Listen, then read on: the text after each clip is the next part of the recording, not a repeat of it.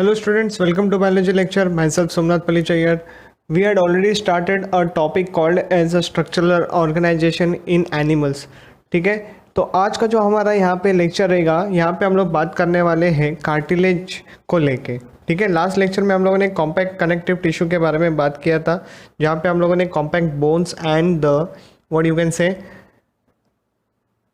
Compact bone and the spongy bones के बारे में डिस्क्राइब किया था. ठीक है, तो आज हम लोग कार्टिलेजिनस टिश्यू को देखेंगे कि ये क्या होते हैं, ये कैसे होते हैं और इनके पूरे डिटेल स्ट्रक्चर को देखेंगे. ठीक है, साथ में अगर टाइम मिला तो हम लोग फ्लूइड कनेक्टिव टिश्यू के बारे में भी बात कर लेंगे, जो कि हमारा लास्ट पार्ट रहेगा आज के लेक्चर का.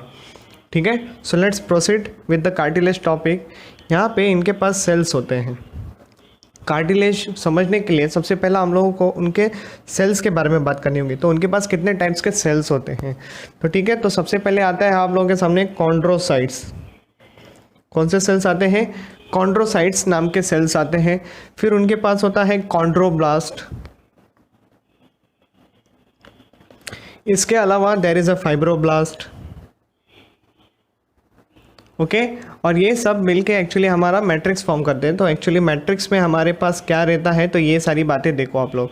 ठीक है, मैट्रिक्स का जो यहाँ पे वो कैरेक्टरिस्टिक होता है वो रबर लाइक कैरेक्टरिस्टिक होता है, स्ट्रेचेबल होता है थोड़ा सा. ठीक है, और उनके पास इतना ही नहीं, तो they has the fibres, they has the fibres present in it. ठीक है, तो ये इतनी सी बातें आप लोगों को यहाँ पे समझनी है. अभी इतना ही नहीं, तो फाइबर्स के अलावा उनके पास कॉन्ड्रियो जो एक्चुअली जो मैट्रिक्स होता है वो बना हुआ रहता है कॉन्ट्रेटेन सल्फेट्स का. So it is made up of, you can say chondroitin sulphate. Okay, सो ये एक वर्ड आपके लिए यहाँ पे याद रखना है with respect to the matrix. तो मैट्रिक्स में हम लोगों को ये सारे टाइप्स के सेल्स तो दिखेंगे ही, लेकिन the matrix is made up of actually chondroitin sulphates नाम के पदार्थ का बना हुआ है यहाँ पे. ठीक है, अगर मैं इसका डायग्राम आप लोगों के सामने बना के रखूँ, सो this is what the outer layer will be scene. ठीक है, हम लोग जो उसको नॉर्मली लैब के अंदर TS में देखते हैं, ओके, माइक्रोस्कोप के अंदर जो देखा जा सकता है हो. ठीक है, सो पेरिकॉन्ट्रियम नाम की एक लेयर होगी उसके सराउंडिंग में, बाहर से बोल सकते हो, जिसके अंदर एक्चुअली इसको मैं लिख देता हूँ वैस्कुलर, यानी यहाँ पे ब्लड सप्लाई होगा. ठीक है, इसके अंदर क्या होगा? ब्लड सप्लाई होगा. इसके नीचे हम लोगों को कुछ सेल्स देखने मिलेंगे, ओके, जो कि थोड़े से फ्लैट टाइप के सेल्स बना देते हैं यहाँ पे.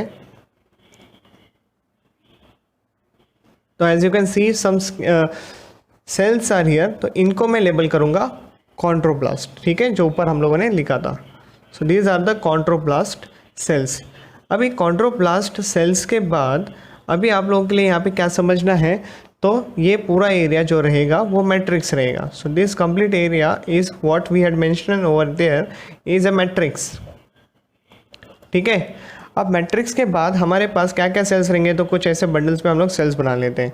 तो ये बंडल्स के सेल्स को तो हम लोगों ने ऑलरेडी डिस्क्राइब कर चुके हैं. कोलाजन कहते हैं हम लोग इसको. क्या कहते हैं? Collagen. See already we had known over here कि फाइब्रोब्लास्ट अगर मेंशन है तो उनके सेल्स बनाओ ना हमारे लिए, है कि नहीं. और कुछ ऐसे भी स्ट्रक्चर्स रहेंगे जिसको हम लोग कहते हैं white fibre, collagen fibre, yellow fibres. हम लोग ये सारी बातें डिस्कस कर चुके हैं इन द प्रीवियस लेक्चर. तो ये क्या है? ये इलास्टिन फाइबर्स हैं जो कि ब्रांच्ड होते हैं, है कि नहीं. So these are collagen fibres and these are elastin fibres. Clear हो रही है बातें? अभी क्या है इंपॉर्टेंट आप लोगों के लिए वो देखते हैं. ठीक है, तो चलो अभी उसके बारे में बात कर लेते हैं. हम लोगों ने कहा था कि हम लोग कुछ कॉन्ड्रोसाइट्स के सेल्स बनाएंगे ना, तो ये कॉन्ड्रोसाइट्स के सेल्स ऐसे होंगे. ठीक है, सो न्यूक्लियस के साथ होंगे. तो इसको मैं लिख देता हूँ यहाँ पे कॉन्ड्रोसाइट्स. फाइन. और इतना ही नहीं, तो ये तो मैंने इंडिविजुअल बनाया है. ये कॉन्ड्रोसाइट जो है ये नॉर्मली हम लोगों को ग्रुप्स में भी देखने मिल सकते हैं. ओके, जैसे कि ऐसे ये न्यूक्लियस है उनका, 4 बना देते हैं चलो यहाँ पे. और ये जो इनके बाजू से एक मैं ऐसे सराउंडिंग एटमॉस्फेयर जो बना रहा हूँ, अभी इसकी बात करते हैं. ठीक है, तो ये जो स्ट्रक्चर है जो कि मैं यहाँ पे लिखने वाला हूँ आप लोगों के लिए, तो आप इसको समझो क्योंकि ये बहुत इंपॉर्टेंट है। एक्चुअली कॉन्ड्रोसाइट जो होते हैं या तो इंडिविजुअली होंगे या तो ग्रुप में होंगे, ये 2 भी हो सकते हैं, ये 4 भी हो सकते हैं, 3 भी हो सकते हैं, ठीक है। उनका कोई ऐसा पिक्युलर पैटर्न नहीं है, बोल सकते हो कांस्टेंट पैटर्न नहीं है कि ये इतने ही नंबर ऑफ सेल्स रह सकते हैं करके। फाइन। तो ये जो होता है, ये जो एरिया होता है इसमें है ना फ्लूइड होता है, और फ्लूइड इस एरिया में एक्चुअली प्रेजेंट है, तो हम लोग इस एरिया को स्पेस कहते हैं। स्पेस को यहाँ पे लैक्यूना टर्म दिया गया है। तो एक्चुअली कैसे लिखेंगे हम लोग, it is a fluid filled cavity, it is a fluid filled cavity called lacuna. Okay, तो ये क्या होता है, तो ये लैक्यूना से पहचाना जाता है। अभी ये जो कोलेजन और ये जो मैंने इलास्टिन सेल्स बनाए हैं, तो ये फाइब्रोब्लास्ट है ना जो कि बना के देता है। तो वो फाइब्रोब्लास्ट का स्ट्रक्चर कैसे रहता है, ये से इरेगुलर टाइप ऑफ सेल्स होते हैं, तो वो भी हमको बनाने पड़ेंगे हम लोग को, ठीक है। तो यहाँ पे मैं बना देता हूँ सम फाइब्रोब्लास्ट सेल्स जो कि फाइबर सिक्रेट करते हैं।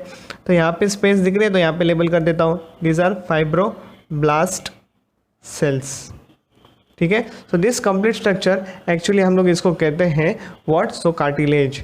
So let's go through the cartilage once again. So these have the number of cells which are called as a chondrocytes, chondroblast, okay, fibroblast होते हैं उनके। और ये जो मैट्रिक्स होता है ये थोड़ा सा रबर लाइक अपीयरेंस दिखाता है just because there is a fibres present, okay. अभी देखो दिस कंप्लीट मैट्रिक्स एक्चुअली जो थोड़ा सा लिक्विड जेली टाइप जो सब्सटेंस होता है वो होता है कॉन्ड्रोटिन सल्फेट। फाइन। अभी ये जो अगर मैं इसका स्ट्रक्चर दिखाऊँ आप लोगों को कार्टिलेज का, तो ये बाहर की जो कवरिंग होती है उसको हम लोग कहते हैं पेरिकॉन्ट्रियम, या फिर वो उसको बहुत ज़्यादा ब्लड सप्लाई होता है इसलिए हम लोग उसको वैस्कुलर भी कहते हैं। दूसरी जो बात होती है, ये कॉन्ड्रोब्लास्ट के सेल्स है just present below the perichondrium layer, okay, जो कि नए सेल्स को ऐड करने की काम करते हैं। अब यहाँ पे आप लोगों को कॉन्ड्रोसाइट्स देखने मिल रहे हैं। So chondrocytes can be individually present और can be in a group present, okay, और वो एक फ्लूइड फिल्ड कैविटी में प्रेजेंट रहते हैं जिसको हम लोग लैक्यूना कहते हैं। Fine. Other than this we have the fibroblast cells which secrete the fibres like collagen and the elastin fibres. Fine. तो ये सारी बातें हम लोगों ने यहाँ पे डिस्कस कर ली हैं। सो इजी था समझने के लिए। अभी क्या तुम्हारे सामने क्लासिफिकेशन खोलना बाकी रह गया है। सो टाइप्स ऑफ कार्टिलेज के बारे में बात करते हैं, ठीक है। सो अगला जो टॉपिक रहेगा वो हमारा टाइप्स रहेगा, इसके बारे में बात करते हैं।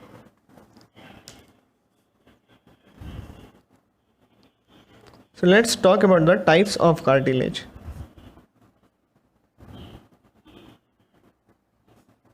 ठीक है, तो आप लोगों के स्क्रीन पे सबसे पहला मैं रखना चाहूंगा, यू कैन से हाइलिन कार्टिलेज। क्या रखा हूं मैंने, hyaline cartilage. Know what do you mean by this hyaline cartilage, तो ये होता है एक्चुअली ट्रांसल्यूशन, ओके। क्या होता है ये, ट्रांसल्यूशन सब्सटेंस का होता है, यानी आप बोल सकते हो ये एकदम क्रिस्टल क्लियर लाइक दिखता है, इसलिए हम लोग इसको क्लियर मैट्रिक्स भी कहते हैं, ओके। क्या कहते हैं हम लोग इसको, क्लियर मैट्रिक्स के नाम से भी इसको बोल सकते हैं। और इतना ही नहीं, तो इनके लोकेशन को लेके अगर मैं बात करूं, इनके लोकेशन को लेके बात करूं, so these are found at tip of lung, okay, then it is found at bone, then larynx, okay. Trachea के जो रिंग्स होते हैं तो हम लोग उसको ट्रैकियल रिंग्स कहते हैं। उसके बाद कहाँ पे देखने मिलेगा, it is a endoskeletal structure जो होता है,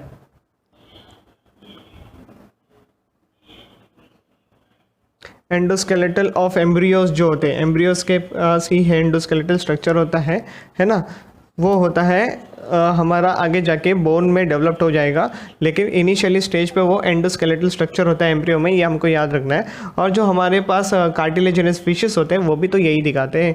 तो कार्टिलेजिनस, ऑल कार्टिलेजिनस फिशेस के पास जो एंडोस्केलेटल स्ट्रक्चर होता है वो बना हुआ रहता है हाइलिन कार्टिलेज का, ओके। तो ये आपके लिए बहुत ज़्यादा इंपॉर्टेंट है यहाँ पे, ठीक है। So this is what we completed one of the type of the, you can say, cartilage.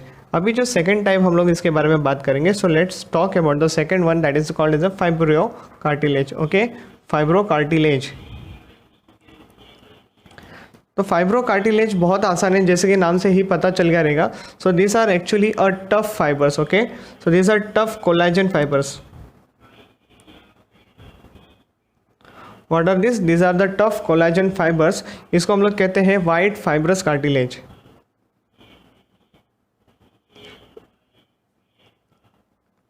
क्या कहेंगे हम लोग इसको, वाइट फाइब्रस कार्टिलेज के नाम से पहचानेंगे। और इनके लोकेशन को लेके अगर मैं बात करूँ, so these are found in the intervertebral disc जो होते हैं ना हमारे पास, उनके बीच में ये प्रेजेंट होते हैं। तो इनका फंक्शन क्या होता है एक्चुअली, ये हमारा जो भी प्रेशर वगैरह होता है उसको सब एब्जॉर्ब करने का काम करते हैं, ठीक है। So found at intervertebral disc, okay. और दूसरी जो लोकेशन है यहाँ पे वो है प्यूबिक सिम्पैसिस रीजन में, जो दो प्यूबिक सिम्पैसिस का बोन जहाँ पे फ्यूज होता है वहाँ पे आप लोगों को ये देखने मिलेगा फाइब्रो कार्टिलेज लाइक स्ट्रक्चर, ठीक है। अभी तीसरा कैटेगरी जो आप लोगों के स्क्रीन पे आने वाला है उसको जानते हैं, ठीक है। So third one is called as elastin cartilage, okay. तो तीसरा कौन सा है आपके सामने, इलास्टिन कार्टिलेज है। ये आप लोगों को एक्चुअली बोल सकते हो फ्लेक्सिबल होता है ये क्या होता है, सो it is a flexible cartilage. इनमें होते हैं इलास्टिन, नाम से ही पता चल गया रहेगा, इलास्टिन फाइबर्स होते हैं, ओके। इलास्टिन फाइबर्स प्रेजेंट होते हैं, इसलिए आप उनको पुल भी कर सकते हो। ये थोड़ा सा एक्टिविटी होते हैं, थोड़ा सा फ्लैप लाइक स्ट्रक्चर्स बनाते हैं, ओके।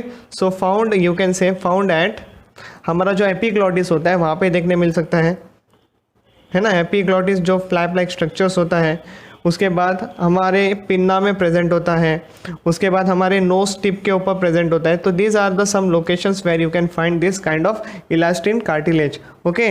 और कार्टिलेज में जो ग्रोथ होती है ना वो बेटा यूनिडायरेक्शनल होती है, और उनमें कोई भी ब्लड सप्लाई वगैरह सारी बातें नहीं होती। उनके पास नो न्यूट्रिशन होता है, because there is no blood supply, so there is no nutrition over there.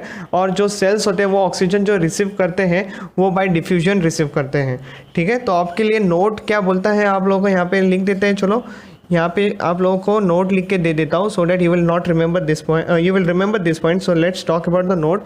तो नोट क्या बोलता है, यूनिडायरेक्शनल ग्रोथ होती है इसमें,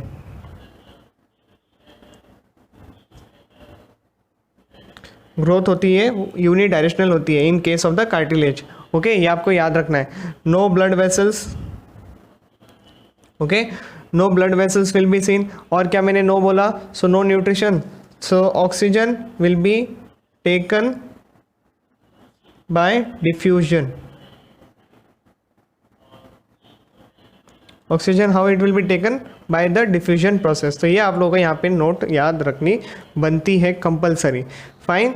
सो तीन टाइप के कार्टिलेज आपने देखे, hyaline cartilage, okay, fibro cartilage and the elastin cartilage, ठीक है। हाइलिन जो होते हैं वो क्लियर मैट्रिक्स दिखाते हैं, मैट्रिक्स जो इनका होता है वो काफ़ी क्लियर होता है, okay. Found at the tip of the lungs, bone, लैरिंग्स, tracheal rings, endoskeletal of the embryo and the cartilaginous fishes. Cartilaginous fishes जब भी बढ़ाएगा हाइलिन कार्टिलेज दिमाग में लाने का।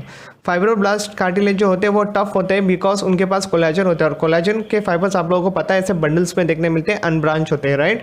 और उनको वाइट फाइब्रस कार्टिलेज के नाम से भी पहचाना जाता है। और ये जो ऐसे नॉर्मली इलास्टिन होते हैं ये येलो कलर में होते हैं, fine. So see found at the intervertebral disc, जो कि प्रेशर वगैरह हमारा जो होता है बॉडी का उसको फील करने, मतलब झेलने में मदद कर लेता है, ओके, एब्जॉर्ब करने में मदद करता है। प्यूबिक सिम्पैसिस जो दो बोन्स होते हैं वो आपस में जब फ्यूज होते हैं तो उस फ्यूजन वाले एरिया में हम लोगों को फाइब्रो कार्टिलेज देखने मिलता है। तीसरा जो मैंने कहा इलास्टिन कार्टिलेज, ये फ्लेक्सिबल होते हैं, okay, just because elastin fibres उनके पास प्रेजेंट होते हैं, और ये हम लोग को नॉर्मली एपिग्लॉटिस एंड पिन्ना पे देखने मिलेंगे, other than this note tip पे भी देखने मिलेगा, ठीक है। तो बाकी का जो हमारा लेक्चर रहेगा हम लोग आगे कंटिन्यू करेंगे। हेलो स्टूडेंट्स, तो अभी हम लोग बात करने वाले हैं, हमारा जो आज का नया टॉपिक रहेगा that is the muscular tissues, okay. अभी थोड़ी देर पहले हम लोगों ने कार्टिलेज टिश्यूज़ के बारे में बात किया था। अभी हमारा जो नेक्स्ट टॉपिक है that is the muscular tissue. यहाँ पे मैं आप लोगों को कुछ टर्म्स देना चाहूँगा जो कि अभी के लिए इम्पॉर्टेंट नहीं है, लेकिन फिर भी आप लोग इसको खाली जान के रखो, क्योंकि इसके बारे में मैं बात करूंगा जो हमारा चैप्टर चलेगा लोकोमोशन एंड मूवमेंट के वाले टॉपिक्स में, ठीक है। तो एक वर्ड आता है जिसको हम लोग कहते हैं सार्कोमियर। क्या वर्ड आता है आप लोगों के सामने, सार्कोमियर, ओके। ये जो सार्कोमियर होता है इसको हम लोग एक्चुअली कहते हैं contractile vacuole, sorry not contractile vacuole, इसको कॉन्ट्रैक्टाइल यूनिट कहते हैं। क्या कहते हैं, contractile unit of muscles, okay. ये क्या होता है मैं अभी थोड़ी देर में बताऊंगा आप लोगों को इन जनरल फॉर्म में खाली, ओके। डिटेल स्ट्रक्चर के बारे में हम लोग बात करेंगे आगे जाके लोकोमोशन एंड मूवमेंट वाले चैप्टर में, ठीक है। लेकिन बहुत ज़्यादा इंपॉर्टेंस है बच्चा लोग, क्योंकि ये वर्ड के ऊपर क्वेश्चन पूछे जाते हैं, ओके तो ये इसको दूसरा भी कहा जाता है like structural and functional unit of muscles. अगर किसी ने पूछा तो तुम्हारा आंसर सार्कोमियर ही होना चाहिए।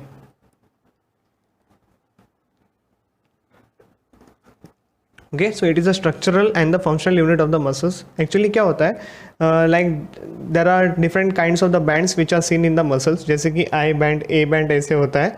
ओके और उनके बीच का जो स्पेस होता है हम लोग उसको एक्चुअली सार्कोमियर कहते हैं।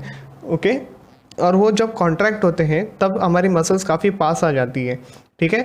और ये सार्कोमियर का जो समझो ऐसे दो ऐसे बैंड्स हैं तो उन दोनों के बीच में एक स्पेस होता है, वो कम, उसको सार्कोमियर कहते हैं। वो जब सार्कोमियर ऐसे कंप्रेस्ड होता है तब ये क्या हो जाता है, कम हो जाते हैं muscles. When muscles are undergoing contraction तो एरिया कम हो जाता है, sarcomeres will get reduce in the size. Okay when the sarcomere is getting reduce in the size that time contraction is taken place, और जब रिलैक्स होता है तब सार्कोमियर का फिर से जगह नॉर्मल हो जाता है, फिर से they will go back to the original position. तो ये सारी बातें होती रहती है, तो उसी को हम लोग सार्कोमियर कहते हैं, ठीक है। लेकिन अभी के लिए तो फिलहाल के लिए खाली टर्म आप लोग समझ लो, क्योंकि इसका पूरा डिटेल डिस्क्रिप्शन है, लेकिन लोकोमोशन एंड मूवमेंट यानी ह्यूमन फिजियोलॉजी जब पढ़ेंगे तभी। ओके अब इसी के बेसिस पे हम लोग के सामने कुछ डिफरेंट टाइप्स ऑफ मसल्स आएंगे, ठीक है। तो सबसे पहले बात करेंगे स्केलेटल मसल को लेके। स्केलेटल मसल्स को लेके पहले डिस्क्राइब कर देता हूँ, ठीक है। स्केलेटल मसल आएगा, विसरल मसल आएगा एंड द कार्डियक मसल आएगा। ये तीन ऐसे मसल्स आएंगे जिनके ऊपर 100% क्वेश्चन बनेगा। तो ये EXIMP पॉइंट है बेटा, मतलब आप लोगों के लिए ये जो मस्कुलर टॉपिक है ये सबसे ज़्यादा इंपॉर्टेंट पार्ट है आपके नीट के पॉइंट ऑफ व्यू से, ठीक है। तो इसको समझते हैं। एक्चुअली स्केलेटल मसल क्या होते हैं, ये वॉलेंट्री मसल्स होते हैं जिनके ऊपर हमारा कंट्रोल होता है। ओके वॉलेंट्री मसल्स के नाम से हम लोग इसको कहते हैं, ठीक है। अगर मैं इसका डायग्राम बनाऊँ तो मान लो ये नॉर्मल मसल है, ठीक है, ऐसे बना देते हैं। एक ये मसल है, ऐसे नंबर ऑफ रहेंगे, लेकिन मैंने एक यहाँ पे ऐसा एक नॉर्मल मसल बना के रखा है, ठीक है। ये जो मसल का आउटर कवरिंग होता है, जो नॉर्मल सेल में हम लोग प्लाज्मा मेम्ब्रेन कहते हैं, हम लोग यहाँ पे इसको कहते हैं सार्कोलेमा। ओके क्या कहेंगे, सार्कोलेमा। ये आपके लिए बहुत ज़्यादा इंपॉर्टेंट है, समझ लिया आपने, ठीक है। अब इतना ही नहीं, तो हम लोग इसके पास ये जो सेल होता है इसके पास बहुत सारे न्यूक्लियस होते हैं। ओके क्या होते हैं, बहुत सारे न्यूक्लियस। और न्यूक्लियस देखो किधर है, तो पेरिफेरल रीजन पे। So let's label this as a nucleus. Okay nucleus कौन से स्टेज पे है, you can say multi nucleus. Fine, तो ये सारी बातें हो गई, समझ में आ गया। Sarcolemma and the nucleus will be present over them. Now what did you have understanding of from this area, nothing. फिलहाल के लिए आप लोगों को खाली इतना ही समझा कि सार्कोलेमा प्रेजेंट होता है, जो कि यू कैन से the outer covering of the means plasma membrane कह सकते हो, ठीक है। और ये जो बीच में एरिया रहता है that is the cytoplasm of the cell. तो साइटोप्लाज्म नहीं कहेंगे हम लोग, इसको क्या बोलेंगे, सार्कोप्लाज्म। क्या बोलेंगे हम लोग इसको, सार्कोप्लाज्म के नाम से पहचाना जाएगा। और आगे बढ़ते हैं, इसके बीच में हम लोगों को ऐसे अल्टरनेट बैंड्स देखने मिलेंगे, ठीक है। तो ये कुछ एरिया रहेगा जिसको हम लोग देख सकते हैं डार्क अपीयर कर रहे हैं बिकॉज ऑफ दोस बैंड, और बीच में कुछ एरिया रहेगा जिसमें actually there is no gap is present over there, ठीक है। तो एक होता है डार्क ए बैंड यानी डार्क बैंड, और कुछ होता है लाइट बैंड। ओके तो ये अभी बातें आप लोगों को यहाँ पे समझना है। तो जैसे कि ये जो मैंने यहाँ पे लाइन्स बना के रखे, तो पहले इसको लिख देते हैं ए बैंड। ए बैंड का दूसरा नाम होता है dark band. Okay and the gap what ever you can C over here, ये जो गैप है इसको मैं इधर लिख देता हूँ यहाँ पे लेबलिंग करके, ठीक से देख लेना। गैप मैंने गैप को लेबलिंग किया यहाँ पे, मेरे आवाज़ के ऊपर भी ठीक से ध्यान देना। सो this is called I band. Okay I band जो होते हैं ये बहुत लाइक सब्सटेंस यू कैन से एक्टिन के बने हुए रहते हैं। आई बैंड जो होते हैं ये एक्टिन के बने हुए रहते हैं, और ये जो डार्क बैंड होते हैं ये मायोसिन के बने हुए रहते हैं। Okay so actin and myosin का कॉम्बिनेशन चलता है, हमेशा याद रखना, ठीक है। ये इस तरीके से आपके सामने मैंने वॉलेंट्री मसल यानी स्केलेटल मसल का डायग्राम रखा हुआ है जो कि मल्टी न्यूक्लिएट कंडीशन दिखाता है, ठीक है। अब ये जो ऐसे लाइंस वगैरह प्रेजेंट होने के कारण हम लोग इसको स्ट्राइटेड मसल्स भी कहते हैं। क्या कहते हैं हम लोग इसको, स्ट्राइटेड या फिर स्ट्रिप्ड मसल के नाम से इसको पहचाना जा सकता है। तो ये आपके लिए एक इंपॉर्टेंट टर्म आ गए, ठीक है। और इनका जो एसोसिएशन रहता है that is with the skeleton, so associated with skeletal system या फिर स्केलेटन बोलो, ठीक है, तो उनके साथ इनका फ्यूजन रहता है। सो बात समझ में आ गई। सार्कोमियर ये जो स्केलेटल मसल है ये बहुत ईजी तरीके से मैंने आप लोगों को, ठीक है, बता दिया है। Coming to the next part, हम लोग सेकंड कैटेगरी को लेके देखेंगे यहाँ पे, जो मैंने कहा था तुम लोगों को कि विसरल मसल्स के बारे में बात चलेगी। नाम से ही पता चल गया होगा विसरल मसल का मतलब कि yes sir is going to talk about the visceral organ जो कि हमारे कंट्रोल में नहीं होते। तो विसरल मसल क्या होते हैं? इनवॉलेंट्री मसल्स होते हैं। Okay, so let's talk about here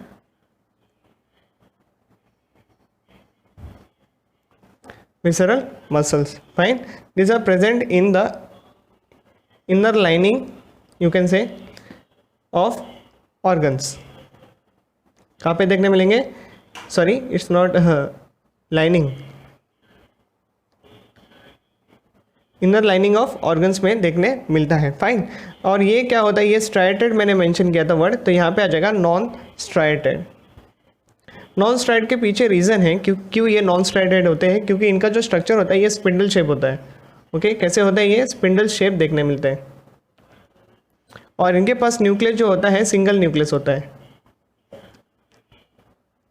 क्या होता है? सिंगल न्यूक्लियस ही प्रेजेंट होता है। तो चलो इसका डायग्राम बनाते हैं। नॉर्मली इसका डायग्राम जो होता है ये आपको ऐसे देखने मिलेगा, स्पिंडल शेप, ठीक है, और ये बीच में आप लोगों को न्यूक्लियस देखने मिलेगा। सो यूनी न्यूक्लियस।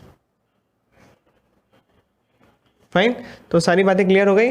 ओके, और ये जो नॉन स्ट्राइडेड होते हैं इसके लिए मैं एक और वर्ड यूज़ कर सकता हूँ, this are smooth muscles.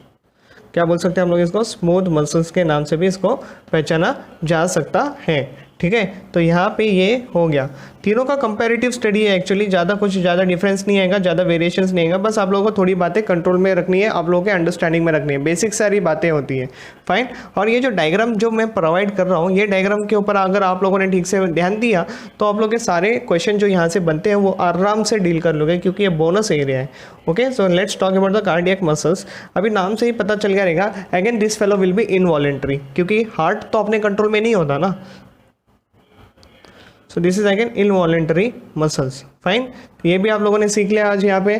So involuntary muscle आपको पता चल गया। तो लोकेशन क्या हो गई बच्चा लोग? सिंपल सी बात है सर, हार्ट हमारा लोकेशन हो गया है ना? हार्ट हमारा क्या हो गया है? लोकेशन हो गया है। Yes, these are striated muscles. Okay, तो यहाँ पे आप लोगों को स्ट्राइटेड मसल्स देखने मिलेगा। स्ट्राइटेड वर्ड यूज़ किया तो मैं स्ट्राइप्ड मसल्स भी बोल सकता हूँ इसके लिए, ठीक है। और दूसरी बात क्या है? इनवॉलेंट्री है, मैंने ऑलरेडी डिस्कस कर दिया है, लेकिन these are actually branched. These are what? So these are branched muscles, you can say. Okay, लेकिन यहाँ पे भी मैं एक पॉइंट जोड़ना चाहूँगा, ये जो होते हैं ये अनब्रांच होते हैं, ये भी सॉरी, हाँ सही है, ये अनब्रांच होते हैं। मैंने यहाँ पे कोई ब्रांचिंग पैटर्न को लेके कोई डायग्राम में मेंशन नहीं किया है, राइट। तो यही यहाँ पे मैं अभी बताऊँगा। सेम देखो, ऑलरेडी ये डायग्राम ऐसा कुछ आपने देखा था with respect to the you can say skeletal muscle. Fine, तो यही डायग्राम बनेंगे, डार्क बैंड बनाएंगे और लाइट बैंड तो आ ही जाएगा ऑटोमेटिकली, बीच का एरिया है ना। और दूसरी बात क्या है, तो आप लोग यहाँ पे देखो, ये ऐसे ब्रांचिंग पैटर्न देखने मिला है, तो ऐसे दोनों के बीच में ऐसे लाइन्स आ जाएंगे, ठीक है। फाइन, तो ये एक सेल माना जाएगा, तो ये उसका न्यूक्लियस, ये उसका न्यूक्लियस, ये इसका न्यूक्लियस, ठीक है। और ये सेल का एक न्यूक्लियस, यूनी न्यूक्लियस होता है, ये याद रखना है तुम लोगों को, यूनी न्यूक्लियस। लेकिन जो पहले वाला है स्केलेटल, उसमें था मल्टी न्यूक्लियस कंडीशन। ये आप लोगों को यहाँ पे बहुत ज़्यादा इंपॉर्टेंट याद रखना है पॉइंट। अभी ये जो एक सेल दूसरे सेल के साथ कनेक्टेड है ना, तो ये मैंने वेवी पैटर्न बनाया। What this wavy pattern actually called as? This are called as a intercalated disc. Okay, तो ये वर्ड यहाँ पे बहुत ज़्यादा इंपॉर्टेंट पॉइंट है, EXIMP पॉइंट है, जहाँ से क्वेश्चन पूछा जाता है, क्योंकि ये जो एरिया है यही आपस में दो सेल्स को इंटैक्ट रखता है, वो आप लोगों ने और कहीं पे भी नहीं देखा है। So this is what the comparative study you can do very easily with respect to the skeletal muscle, visceral muscle and the voluntary, मतलब that is a involuntary muscle, those are cardiac muscles. Fine, आगे जाके हम लोग बात करेंगे with the fluid या फिर vascular connective tissue के बारे में, जहाँ पे हम लोग ब्लड एंड लिम्फ को लेके बात करेंगे, ठीक है। तब तक के लिए इतना आप लोग नोट्स बना लो और पढ़ने की कोशिश करो इसको, ठीक है।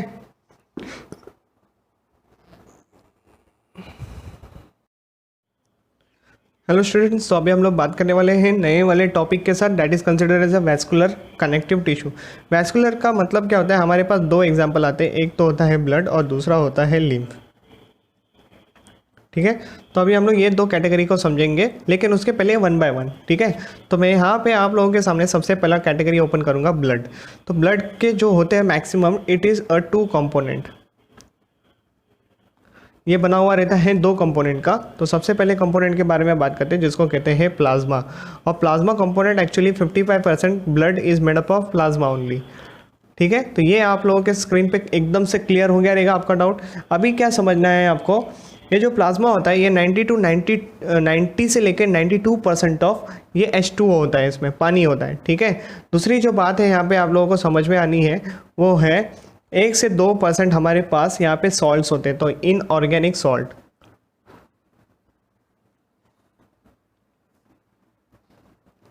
फाइन, इसमें क्या आ सकता है, लाइक आयंस आ सकते हैं, यूरिया आ सकता है, ऐसे सारे सॉल्ट्स, ठीक है। और जो नेक्स्ट कैटेगरी आती है हमारी, अगेन द सेम क्वांटिटी में ही बोल सकते हो आप लोग, ओके। सेम क्वांटिटी में बात करूँ मैं यहाँ पे तो ऑर्गेनिक सब्सटेंस आ जाएंगे। क्या आ जाएंगे, ऑर्गेनिक सब्सटेंस आ जाएंगे। जैसे कि आप लोग ऑर्गेनिक में क्या बोल सकते हो, कार्बोहाइड्रेट में एग्जांपल क्या आ जाता है, शुगर है ना, ग्लूकोज वगैरह, ये सारी बातें। नेक्स्ट कैटेगरी में आ जाएगा 6 to 8% में हमारे पास टोटल प्रोटीन। क्या आ जाएगा, प्रोटीन। तो ये सारी बातें आप लोगों के स्क्रीन पे क्लियर हो गई हैं, फाइन। और प्रोटीन में अगर मैं बात करूँ तो प्रोटीन की कैटेगरी में बात करूँ तो क्या क्या चीज़ें आप लोगों को प्रोटीन में देखने मिलती हैं, जैसे कि 3 टाइप के प्रोटीन तो बहुत कॉमनली मिलते हैं, जैसे कि serum albumin. Okay, what is this serum albumin consist of over here? This function osmoregulation. What is the function? Is to maintain osmoregulation. ठीक है। दूसरे की बात करूं मैं यहाँ पे सेरम ग्लोब्यूलिन।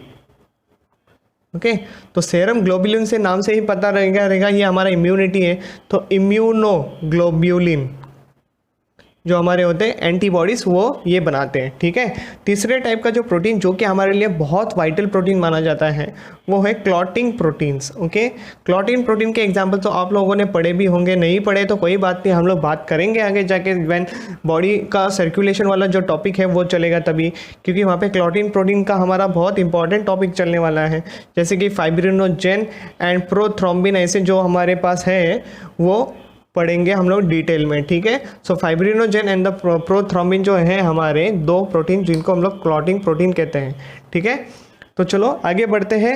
और शुगर के रिस्पेक्ट में अगर मैं बात करूं यहाँ पे जो हम लोगों ने देखा शुगर में, तो शुगर के लिए भी लिख लो, आप लोगों के पास ग्लूकोज हो सकता है ना। इसके अलावा आप लोग क्या बोल सकते हो, लैक्टिक एसिड हो सकता है, ओके। तो ये सारी बातें हमारे बॉडी में प्रेजेंट हो सकती है, फाइन। अभी क्या है तो आप लोगों को समझना है, दूसरा जो कंपोनेंट है वो है कॉर्पस्कल। दूसरा कंपोनेंट क्या है आप लोगों के स्क्रीन पे रख देता हूँ, ठीक है। That is called as a corpuscle. तो कॉर्पस्कल जो होते हैं ये हमारे 45% होते हैं। कितने परसेंटेज में प्रेजेंट होते हैं कॉर्पस्कल, 45% में। और ये तो 3 टाइप के होते हैं जो नॉर्मली आप लोगों को पता है, आरबीसी, डब्ल्यूबीसी, और हमारे पास तीसरी कैटेगरी क्या आती है तो प्लेटलेट्स आती है, ओके।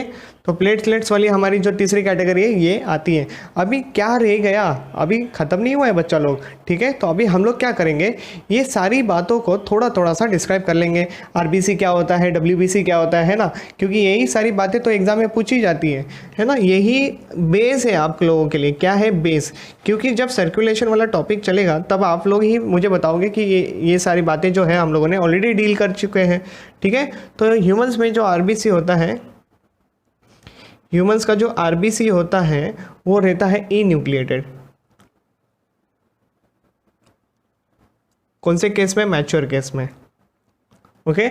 मैच्योर केस में आप लोगों को याद रखना है कि ये ई न्यूक्लिएटेड होते हैं। दूसरा उनका शेप की बात करें तो ये बाई कॉनकेव होते हैं। क्या होते हैं, बाई कॉनकेव, ये आपको याद रखना है, ठीक है। Other than this what else you know, जो बाकी के मैमल्स होते हैं, रेस्ट ऑल मैमल्स, उनके पास न्यूक्लिएटेड आरबीसी होता है।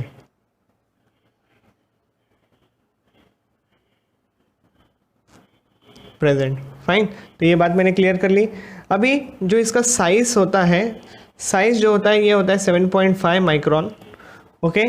4.5 से लेके 5.5 मिलियन यू कैन से प्रेजेंट होते हैं पर क्यूबिक सेंटीमीटर वाले एरिया में, ठीक है, इतना वो लोग की क्वांटिटी प्रेजेंट होती है पर क्यूबिक, सिर्फ 5.5 मिलियन पर क्यूबिक सेंटीमीटर वाले एरिया में। ठीक है, और इनका जो लाइफ स्पैन होता है वो 120 दिन का होता है। कितने दिन का होता है? 120 डेज। उसके बाद वो लोग लाइक स्प्लीन में जाके डिस्ट्रॉय हो जाते हैं। ओके, और बोन मैरो जो होता है ये प्रोसेस बनाते रहता है, मतलब ब्लड को बनाते रहता है, एरिथ्रोपोएटिक प्रोसेस कहते हैं हम लोग उसको। ठीक है, और ये जो होता है has respiratory pigment, that is haemoglobin. क्या इनके ऊपर होता है? आरबीसी के ऊपर respiratory pigment, that is the haemoglobin. तो ये आपके लिए बहुत ज़्यादा की फीचर है ना याद रखने के लिए, क्योंकि रेस्पिरेशन में हम लोग के लिए हीमोग्लोबिन तो समझना बहुत ज़्यादा आसान हो जाएगा अभी, क्योंकि it is like oxygen binding capacity दिखाता है, कार्बन डाइऑक्साइड बाइंडिंग कैपेसिटी दिखाता है, उसके साथ में कार्बन मोनोऑक्साइड बाइंडिंग भी कैपेसिटी दिखाता है। ठीक है, तो ये सारी बातें क्या होती है हम लोग आगे जाके लेक्चर में डील करेंगे ही, लेकिन ठीक है अभी के लिए आप लोगों के स्क्रीन पे जो आ रहा है वो है WBC। तो सेकंड कैटेगरी को अभी समझ लेते हैं WBC क्या होता है। तो सबको पता है this are white blood corpuscle हम लोग इनको कहते हैं। तो यहाँ पे आप लोगों के स्क्रीन पे रख दूंगा, इनके टाइप्स होते हैं, लाइक ए टाइप जो होता है वो ग्रैन्युलोसाइट्स होते हैं, और जो बी टाइप जो होता है उसको कहते हैं agranulocytes. What do you mean by granulocytes? Present of granules. Okay, यहाँ पे ये कंडीशन एब्सेंट देखने मिलेगी। ठीक है, उनके साइटोप्लाज्म में। सो यहाँ पे लिख देता हूँ granules are present in cytoplasm. ठीक है, हियर इट इज एब्सेंट। ठीक है, तो ये आप लोगों को यहाँ पे ध्यान रखना है with respect to the agranulocyte. Divide कर देता हूँ सो डेट आप लोगों के लिए इजी हो जाएगा, फाइन टू रिमेंबर। अभी ये जो ए ग्रैन्युलोसाइट्स होते हैं इनके एग्जाम्पल की बात करूँ मैं तो दीज आर एक्चुअली मोनोसाइट्स, और नेक्स्ट एग्जाम्पल हमारे आता है लिम्फोसाइट्स। तो हम लोग ये पढ़ेंगे आगे जाके, ये हमारा इम्यूनिटी है। ठीक है, और यहाँ पे इसके जो WBC के है ना वो 3 कैटेगरी खुल जाती है, आगे जाके बात करेंगे। ठीक है, तो अभी आप लोगों के सामने मैं रख रहा हूँ ग्रैन्युलोसाइट्स के टाइप्स। ठीक है, ग्रैन्युलोसाइट्स यानी क्या? जिनके साइटोप्लाज्म में ग्रैन्यूल्स प्रेजेंट होते हैं। तो इनके जो 3 कैटेगरी आती है इनमें इओसिनोफिल्स। ठीक है, बी कैटेगरी आती है यहाँ पे बेजोफिल्स, और सी कैटेगरी आती है तुम्हारे पास न्यूट्रोफिल्स। ठीक है, अब तीनों में क्या क्या फ़र्क आता है? यहाँ पे जो न्यूक्लियस होता है, न्यूक्लियस जो होता है इनका ट्राइलोब्ड होता है। ओके,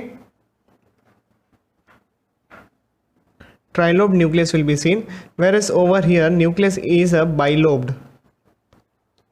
Okay, और सॉरी ये मैंने गलत लिख दिया यहाँ पे, सो ये एक्चुअली होता है bilobed, sorry for this. Okay, काट ही देता हूँ उससे अच्छा। ये होता है बाइलोब्ड और ये होता है ट्राइलोब्ड। ओके, ये होते हैं ट्राइलोब्ड बेसोफिल्स के केस में, और न्यूट्रोफिल्स जो कंडीशन दिखाता है ये मल्टीलोब्ड होता है।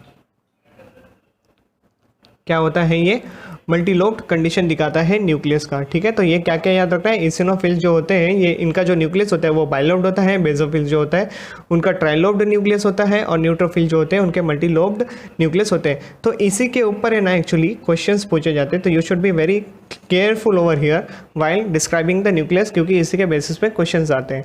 ठीक है, और जो तीसरा कैटेगरी हमारे स्क्रीन पर बाकी रह गया है वो है प्लेटलेट्स। ओके, क्या बाकी रह गया?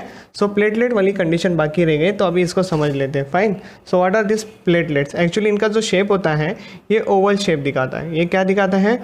ओवल शेप स्ट्रक्चर दिखाता है। So now let's focus on this. So it is actually having the dense cytoplasm in centre. इनका जो साइटोप्लाज्म रहता है वो सेंटर में काफ़ी ज़्यादा डेंस होता है। ये लोग ई न्यूक्लियेट कंडीशन दिखाते हैं। कौन सी कंडीशन दिखाते हैं? ई न्यूक्लियेट कंडीशन, और हेल्प्स इन किस में? Blood clotting. बट ऑब्वियस सी बात है किसमें मदद करता है? ये ब्लड क्लॉटिंग करने में मदद करता है। ठीक है, यहाँ पे हम लोगों ने ब्लड का सारा सैंपल जो था वो एनालाइज कर लिया है, मतलब एक्चुअली देख लिया है। So let's proceed with our next topic, that is called as a lymph. Okay, तो हम लोग अभी नेक्स्ट कनेक्टिव टिश्यू में एंटर कर रहे हैं, वैस्कुलर कनेक्टिव टिश्यू में, वो है हमारा टॉपिक लिम्फ। ओके, तो मैं अभी लिम्फ आप लोगों के लिए एक्सप्लेन कर रहा हूँ। तो लिम्फ एक्चुअली बहुत सिंपल है अंडरस्टैंड करने के लिए। लिम्फ के पास हैज़ प्लाज्मा। लिम्फ के पास क्या होता है? तो प्लाज्मा प्रेजेंट होता है, और उनके पास प्रोटीन भी होता है। ठीक है, क्या होता है? प्रोटीन भी होता है, आरबीसी भी होता है, और WBC भी देखने मिल सकता है।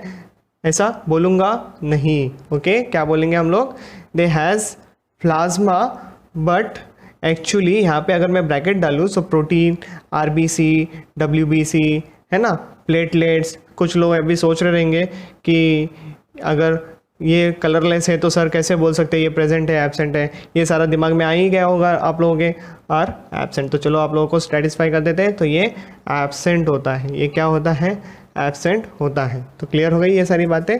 सो लिम्फ हैज़ प्लाज्मा, लेकिन प्लाज्मा जो होता है वो कलरलेस होता है, various protein, RBC, WBC, platelets वगैरह जो होते हैं वो यहाँ पे एब्सेंट होते हैं। प्रोटीन्स में क्या एक्चुअली मैं बात कर रहा हूँ, प्रोथ्रोम्बिन, है ना, ये सारी बातें जो हम लोगों ने देखा, फाइब्रिनोजेन, वो प्रोटीन्स ही होते हैं जो कि हमारे यू कैन से ब्लड को क्लॉट करने में मदद करते हैं। तो यहाँ पे लेकिन लिम्फ का वैसा कोई सिनेरियो यहाँ पे नहीं होता है, ठीक है। सो ब्लड में ही वो सारी बातें हम लोग देखते हैं, ठीक है। तो अभी लिम्फ को समझने के लिए काफ़ी आसान है, हम लोगों को एक डायग्राम बनाना पड़ेगा, डेट्स इट।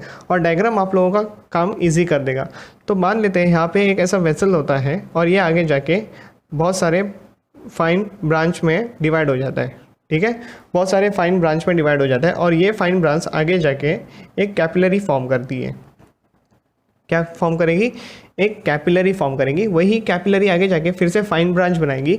फाइन ब्रांच से होते हुए they will be getting converted into the main vessels. Okay, तो ऐसे मान लेते हैं, ठीक है। फाइन ब्रांच होते हुए वो लोग एक मेन वेसल बना लेंगे। अब ये जो मेन वेसल रहती है ये भी फर्दर कनेक्टेड रहती है। ओके, मतलब यहाँ पे भी एक ऐसा मान लेते हैं, this is just a diagrammatic representation, इतना ज़्यादा मत सोचो, ठीक है। और ऐसे बीच में एक ऐसा स्वेलिंग एरिया रहेगा, ठीक है। ये सारी बातें क्या होती है मैं इसको लेबल करने वाला हूँ, so don't worry about this, okay. और यहाँ पे मैं बनाऊँगा कुछ ऐसा एरिया जहाँ पे actually exchange of things will be taking place. तो ये हम लोग मान लेते हैं टिश्यू। तो लेट्स लेबल एवरीथिंग, ये होता है टिश्यू, क्योंकि exchange will be taking place between the capillary and the tissue ना। तो ये हम लोग यहाँ पे मान लेंगे this is completely a capillary area. तो यहाँ पे मैं लिख देता हूँ लिम्फेटिक कैपिलरी लिख दूँ, चलो कैपिलरीज ही लिख देते हैं, इससे आसानी हो जाएगी तुम लोग के लिए समझने के लिए। यहाँ पे लिख देते हैं मेन सर्कुलेशन, यहाँ पे लिख देते हैं लिम्फ नोड। ऐसे बीच बीच में आप लोगों को लिम्फ नोड्स देखने मिलेंगे, इनका क्या फंक्शन होता है ये सारी बातें करेंगे। इसको मैं लिख देता हूँ लिम्फेटिक वेसल,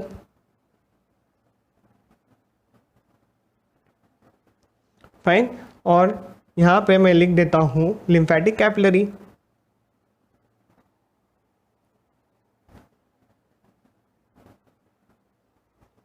ओके। इनको क्या कहा जाता है, इनको लैक्टेट भी कहा जाता है, लैक्टियल, ओके। तो ये भी एक टर्म याद रखो जो कि इंपॉर्टेंट है। और ये जो बीच वाला एरिया होता है जहाँ पे एक्चुअली सारा जो प्लाज्मा होता है वो रिलीज किया जाता है। So here actually filtration of plasma takes place. तो यहाँ पे क्या हो रहा है,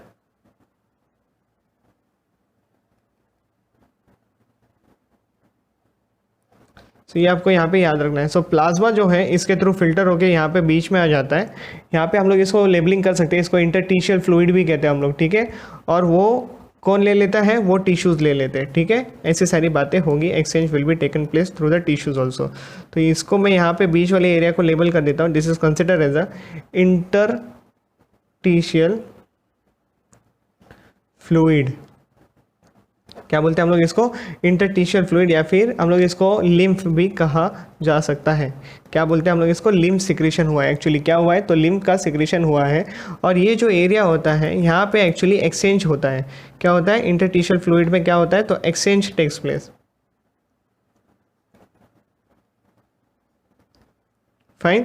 ये आप लोगों को याद रखना है क्या क्या चीज़ें एक्सचेंज हो सकती है। जो भी high concentration to the low concentration exchange होना होगा ये उधर ही हो सकता है, फाइन। तो क्या क्या ये इंटरटिशियल फ्लूइड होता है ना, यहाँ पे ही एक्सचेंज होता है, ये बात आप लोग क्लियर कर लो, फाइन। तो फिर से बता रहा हूँ, एक ऐसी मेन कैपिलरी ट्यूब होती है, वेसल्स बोल सकते हो आप लोग, उसमें से ये आगे जाके फाइन ब्रांचिंग में डिवाइड होने लगती है और वही जाके आगे कैपिलरी बनाती है। और आपको पता है कि कैपिलरी के थ्रू ही एक्सचेंज होती है मटेरियल्स का, ठीक है। और ये between the lymphatic capillary and the tissues के बीच में एक्सचेंज हो रहा है, प्लाज्मा बाहर आ जाता है और through that only the exchange will be taking place, okay. And now this again from the small branching it will get converted into the main branch, जो कि मेन सर्कुलेशन में पोर कर देगा सारा मटेरियल को, ठीक है। और देखो अगर यहाँ पे ब्लड का फिल्टर हो रहा है, क्या फिल्टर हो रहा है, अगर मान लो यहाँ पे ब्लड फिल्टर हो रहा है ये कैपिलरी से, तो खाली प्लाज्मा बाहर आ रहा है ना, that is only the lymph. लेकिन ऐसे मानो अगर ये कंटिन्यूसली होता रहा तो लिम्फ हमारा सारा का सारा बाहर आ जाएगा, तो उसको मेंटेन करना भी तो चाहिए ना ब्लड में। ऐसा तो नहीं है कि सारा सारा यहाँ पे बाहर निकलते रहेगा,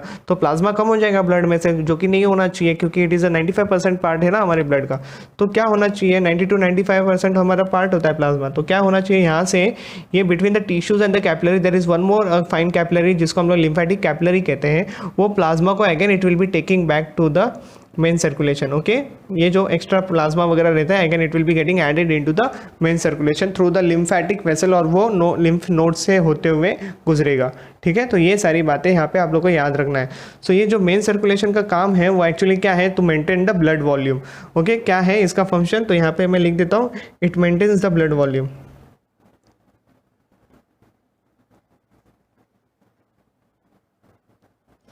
ये आप लोगों को याद रखना है। ठीक है, ना लिम्फ के पास होता क्या है, ऐसी बात है।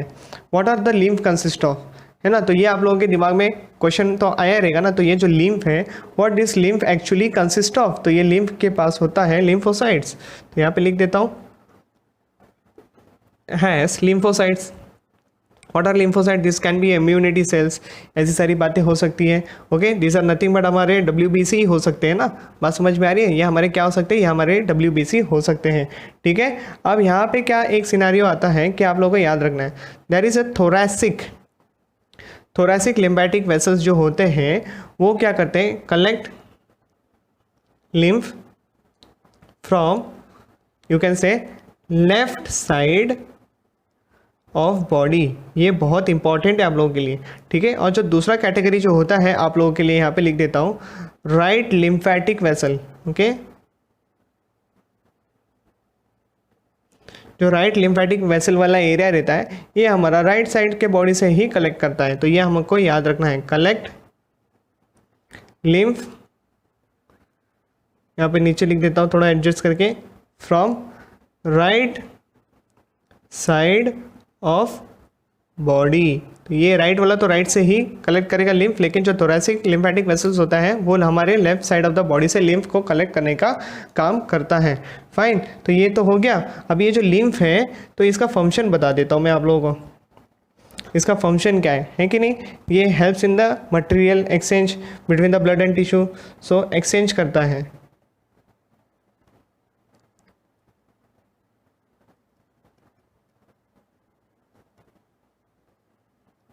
ओके, क्या समझ में आया, एक्सचेंज हेल्प करता है, exchange between the blood and the tissues के बीच में जो भी एक्सचेंज होना चाहिए वो एक्सचेंज होने में मदद करता है। Other than this helps in the transport of fats. Okay, next क्या है, helps in transport of fats. ठीक है, अगला जो पॉइंट क्या हो सकता है, ये जो हम लोगों ने लिखा, जो लैक्टियल सेल्स जो बारे में हम लोगों ने लिखा है यहाँ पे, तो वो जो लैक्टियल सेल्स होते हैं ना, ये बहुत ज़्यादा इंपॉर्टेंट है। ये normally found in the villi of the intestine for the fat absorption. Okay, so lacteal लिख देता हूँ मैं यहाँ पे, lacteal found in villi of intestine for absorption of you can say fat. For what purpose? For absorption of the fat, it is present over there. ठीक है, तो ये सारी बातें मैंने आप लोगों के सामने क्लियर कर दी है। दूसरी जो बात होती है यहाँ पे मैंने बताई नहीं आप लोगों को, अभी बता देता हूँ। ये जो लिम्फेटिक वेसल्स होते हैं जो कि लिम्फ को ऊपर के डायरेक्शन में लेके जाके मेन सर्कुलेशन में पोर करते हैं, इनके पास है ना ऐसे वॉल्स प्रेजेंट होते हैं। Okay, so these are actually valves. ये backward flow of the lymph को प्रिवेंट भी करते हैं। ओके, तो ये आप लोगों को यहाँ पे कंपलसरी ध्यान रखना है। और ये जो लिम्फ नोड होते हैं वो, ये जो लिम्फ नोड के बारे में बात कर रहा हूँ, this lymph nodes actually remove many kind of toxic substances like cancerous cells. Okay, तो ये आप लोगों को एक ध्यान में रखना है। ओके, तो यहाँ पे इधर मैं लिख देता हूँ, lymph nodes remove toxic substance like cancerous cells. तो थोड़े बहुत हम लोग के लिए मदद करते हैं as our immune system like. Okay, तो ये यहाँ तक हम लोगों ने पूरा बात कर लिया है with respect to the lymphatic vessel. ठीक है, तो अभी बढ़ते हैं नेक्स्ट टॉपिक के लिए। Hello students, so now we are going to talk with about here a new topic that is called as a nervous tissues. Okay, what are this nervous tissues and all. अभी ये तो मैं short में बता रहा हूँ क्योंकि हमारे पास नर्वस सिस्टम के ऊपर completely chapter is there in the human physiology part, last chapter बोल सकते हो, ठीक है। तो अभी आगे बढ़ते हैं। These are considered as a highly specialised area, you can say, okay.